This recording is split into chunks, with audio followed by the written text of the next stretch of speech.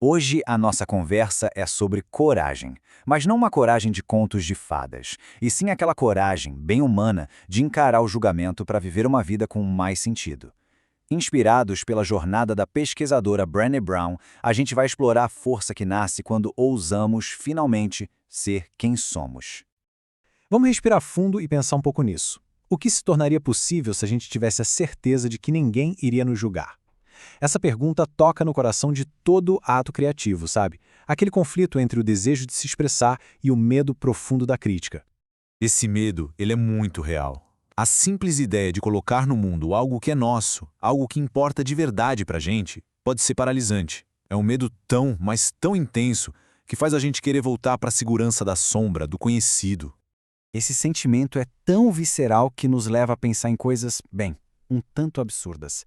A própria Brené Brown conta que, um pouco antes de uma palestra super importante, ela estava tão apavorada que chegou a pensar em pegar a conjuntivite do filho, só para ter uma desculpa médica, uma razão legítima para não aparecer. É esse o nível do desejo desesperado de encontrar uma saída. E esse sentimento tem até um nome, que é o criativo suado. Não é aquele suor do esforço físico, do trabalho duro, mas sim aquele suor frio que aparece bem naqueles momentos de vulnerabilidade. É a reação do nosso corpo ao medo de expor algo que nasceu lá dentro da gente.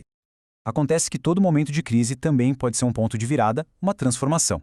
Para a Brené Brown, aquela avalanche de exposição e de críticas acabou levando a uma descoberta que mudou absolutamente tudo na sua perspectiva sobre coragem e vulnerabilidade. O caminho foi mais ou menos assim. Uma palestra dela viralizou e, de repente, ela estava sob todos os holofotes. E com a fama, claro, vieram os comentários na internet. E não eram críticas ao trabalho, eram ataques pessoais, cruéis. E foi buscando uma forma de se distrair, de se anestesiar dessa dor, que ela acabou encontrando algo que mudaria a vida dela. E nessa busca, ela encontrou uma citação de Theodore Roosevelt, e foi como um raio. Essa primeira parte já começa a desmontar toda a importância que a gente dá para quem só sabe apontar falhas de longe sem se arriscar. E aqui está a essência. O que importa de verdade não é ganhar ou perder, é ter a coragem de entrar na arena. É sobre dar as caras e ser visto, com todas as nossas imperfeições, com todas as cicatrizes que o esforço nos deixa. O crédito, no fim das contas, é de quem ousa. E quando a gente aceita essa metáfora da arena, a nossa relação com a vida se transforma. Passamos a entender que uma vida corajosa não é sobre não ter medo ou não cair, mas sim sobre estar presente de corpo e alma apesar de tudo isso. E entrar na arena vem com uma única garantia: a gente vai apanhar. A crítica e o fracasso não são possibilidades, são certezas nesse caminho. A questão nunca foi se vamos cair, mas sim como vamos nos levantar de novo.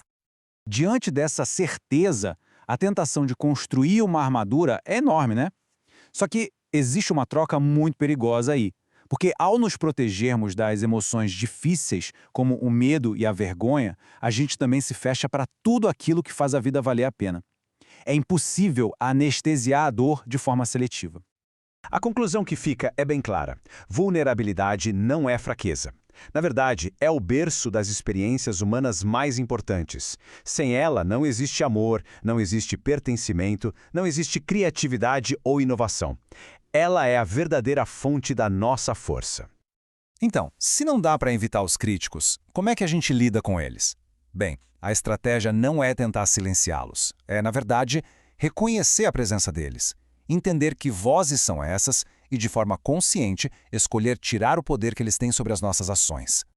O primeiro acento esse está sempre ocupado pela vergonha. É aquela vozinha interna que ataca quem a gente é, que sussurra que não somos bons o suficiente, que somos inadequados. É o medo de não sermos dignos de conexão. O segundo crítico é a escassez. Ela chega dizendo que tudo já foi feito, sabe? Que não temos nada de novo para contribuir, que a nossa voz não importa no meio de tantas outras. Ela mina a nossa confiança naquilo que nos faz únicos. E claro, a comparação, ela sempre tem um lugar garantido na primeira fila. A comparação, como dizem, é a ladra da alegria. Ela nos coloca numa corrida que não tem fim, onde nosso valor parece estar sempre atrelado ao desempenho de outra pessoa. E ao conhecer esses críticos internos, surge uma nova filosofia para a gente filtrar as opiniões que vêm de fora. O feedback de quem também está na arena, se arriscando, é super bem-vindo. Agora, a crítica de quem está seguro na arquibancada, sem arriscar a própria pele, essa pode ser simplesmente ignorada. Certo. Mas como a gente pode não apenas sobreviver na arena, mas de fato prosperar lá dentro?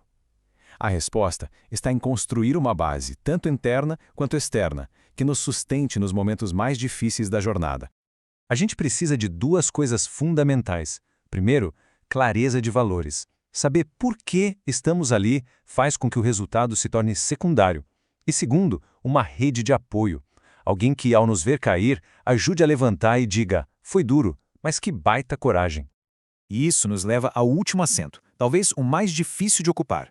Porque, na maioria das vezes, o nosso maior crítico somos nós mesmos.